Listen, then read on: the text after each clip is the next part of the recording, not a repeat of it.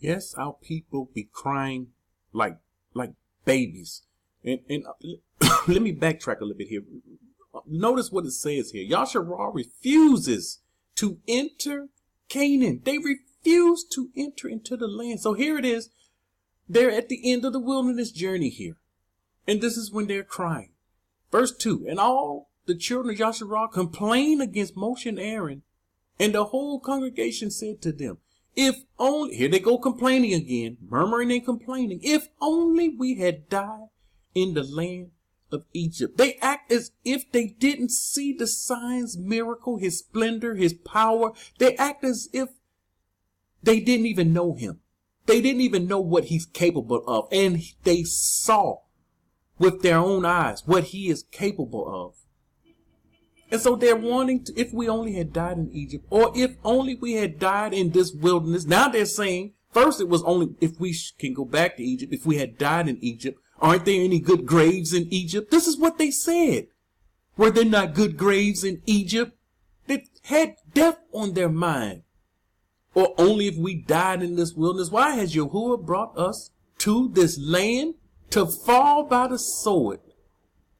That our wives and children should become victims. They're talking defeat. These are some weak people. And they was agreeing. Once again, they were agreeing. All these weak people agree. You see, strong people, here's a strong point. Strong people agree. And weak people agree. But the strong and the weak disagree. They oppose one another. And so we're going to have some strong people that will agree with other strong people, and then the weak people will go against the strong. And this is what we're seeing. Would it not be better for us to return to Egypt? They still got returning to Egypt. They're right there ready to go into the land. Remember I told you in the video a long time ago, if the Most High tell us to go right, we go left. If the Most High say go left, we'll go right. If the Most High say go straight ahead, we will turn around and go backwards. And this is what they were facing. So they said to one another, let us select a leader and return to Egypt. Let us select a leader and return to America. You see who you're keeping company with? Anybody that came within the borders and went back to America, this is who you're in company with. And anyone that's within the borders, you thinking about going back to America, this is who you're in company with. Now watch the strong. Here's how the strong react to their weak-minded thinking. Then Moshe and Aaron fell on their faces before the assembly of Yasharal, the children of Yasharal, but Joshua, the son of Nun, and Caleb, son of Jephunneh, who were among those who had spied out the land, tore their clothes. This is how the strong reacts to what they're saying. This is how the righteous react to what they're saying. These men know the Most High, and they know what he can do, and they saw what he can do. And they feel, oh my, this is horrible. I can't believe these people are saying this. You remember they went to spy out the land, and the weak people said they're giants. We can't handle them. We're like grasshoppers, and they're giants. We can't take them. And it was Joshua and it was Caleb that said, surely we could take them. Yeah, the land is good. It's pleasant. Surely if the Most High with us, we could take them. When the Most High is with us, we can do these things. But that's just it. He has to be with us. And he spoke to all the assembly of the children of Yasharal, saying, the land we passed through to spy out is exceedingly good land. If Yahuwah delight in us, then he will bring us to this land and give it to us. We came all the way from Babylon. Now we have to go through the wilderness. Surely, just surely, if he delight in us, he will bring us through the wilderness to get to where we need to get into that land, which flows with milk and honey. Only, I have to laugh, because this is what our people do. Only do not rebel against Yahuwah. This is what we do. We are known rebels. We are known to be rebellious. Rebellion is in us. In the wilderness, many of us, we will go into the wilderness with all kind of different things in us. But coming out, you can't go into the land with this stuff in you. And rebellion will get you cut off. This is one of the things that will get you cut off. Ask these people. They got cut off. So only don't rebel against Yahuwah, nor fear the people of the land. Don't fear the people of the land. We shouldn't fear the people. You know, they say we're running from Esau, Edom. We can't run from Esau, Edom. He's everywhere. He got military might. He got all this. He got all that. Listen, if the Most High is with us, we're not to fear him. If you have connections with the Most High, he'll show you Edom plan. I saw Edom. I saw his plan against me. I saw the Most High. He showed it to me. And he said, do this, do that, do this, do that, and you'll be okay. I got you. And don't fear.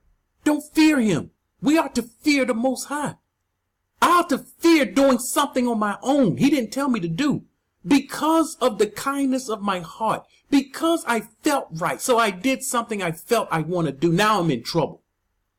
Now I'm in a position the Most High can't. You know, I'm rebelling. And I can't do this. For they are our bread. Their protection has departed from them. Esau gonna get to the, he's getting to the point his protection is going to depart from him. And Yahuwah is with us. Do not fear them. Going through the wilderness, this is what we have to know. We see in Ezekiel, the people going to be camping out in the wilderness, living in shalom, and then there's some military going to try to come against these people to take a plunder from the people. They're going to be like, you don't know who this people is? You don't know who they are? You should know who they are. You can't plunder them. Why? Because the Most High is with them. I don't care what weapon system you have.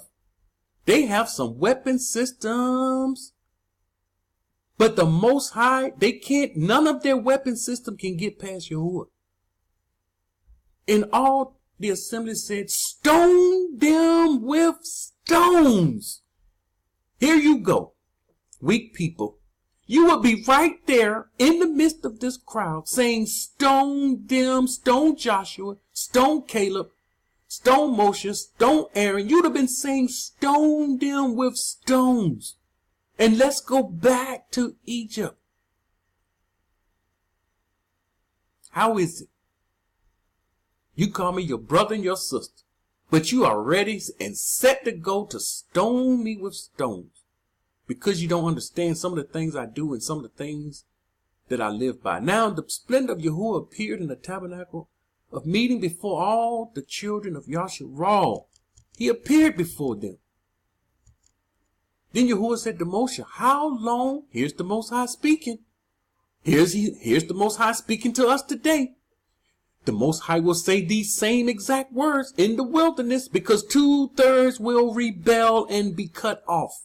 Do I have to say it over and over? In the wilderness, you have wicked camp teachers, Babylonian, I have to call them what they are.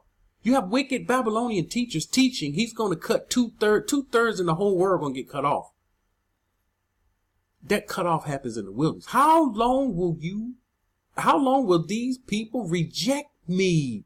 So this is his question. How long are you going to reject him? How long will they not believe me? You know, when he says, I will be with you. I will take care of you. With all the signs which I have performed among them, he performed many signs.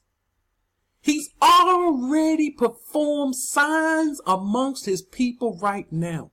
I can sit down and show you sign after sign after sign. We are seeing them right now. And there are many more that we're going to see once the wilderness journey takes place. He says, I will strike them with the pestilence and disinherit them. No more their minds. And I will make you a nation greater and mightier than they. Look, he want a strong. We're supposed to be a strong people. We're supposed to be a mighty people. But I told you, the system Slavery, captivity has weakened us to our natural core. And we're weak as weak can be. The men are wimps. They're feminized. You hurt their feelings saying the least little things. This is what happened. We are weak. And these men, we're going to have to learn how to man up, take responsibility, and become mighty warriors as our forefathers, standing in the midst of all odds, knowing the Most High is with us. We can do this thing, and not being weak, saying they're giants over there. We can't take this. We can't do that. And Moshe said to Yahuwah, then the Egyptians will hear it. For by your might you brought these people up from among them. Here's Moshe interceding for the people. These camp members, these camp leaders, they would have threw you under the bus. They will throw you under the bus quick. But here's Moshe. He's taking up for them. He's helping them out here. And they will tell it to the inhabitants of this land. They have heard that you, Yahuwah, are among these people. And you, Yahuwah, are seen face to face. And your cloud stands above them. And you go before them in a pillar of cloud by day and a pillar of fire by night. This is what will happen again in the wilderness. This is what we're facing. This is what's before us.